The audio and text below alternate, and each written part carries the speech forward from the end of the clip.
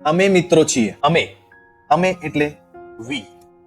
Okay, અને વી જ્યારે વપરાય ત્યારે ટુ બી નું રૂપ શું લખાય છે? આર. આર લખાય એટલે છીએ થાય. વી આર, અમે છીએ. ઓકે, આટલું વાક્ય, આટલું ગુજરાતી બોલો તો અમે છીએ. શું રહી ગયું હવે? મિત્રો. તો પાછળ લખી દઈએ ફ્રેન્ડ્સ. અહીંયા બહુવચન છે સર્વનામ માટે, અહીંયા એસ લાગશે. બરાબર, વી આર ફ્રેન્ડ્સ. આ એક વચન ને બહુવચન.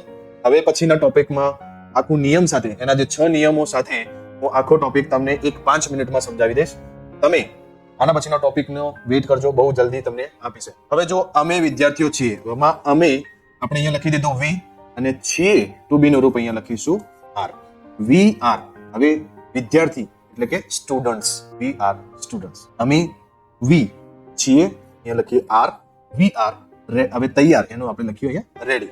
We are ready. અમે વી છીએ, અહીંયા આર ગુજરાતી. નામનો ઉપયોગ પાછળ. We are Gujarati. અમે ખુશ છીએ. અમેનું વી છીએ એટલે આર, અને ખુશનું happy. We are happy. We પરથી વાક્ય આપણે સમજી લીધા. હવે આ જે વાક્યો વધારે પ્રેક્ટિસ કરવી હોય તો આ વાક્યને તમારી નોટબુકમાં નોટ ડાઉન કરો, અને આવા જ બીજા 10-15 વાક્યો તમે જાતે લખો ગુજરાતીમાં, અને એનું અંગ્રેજી બનાવો.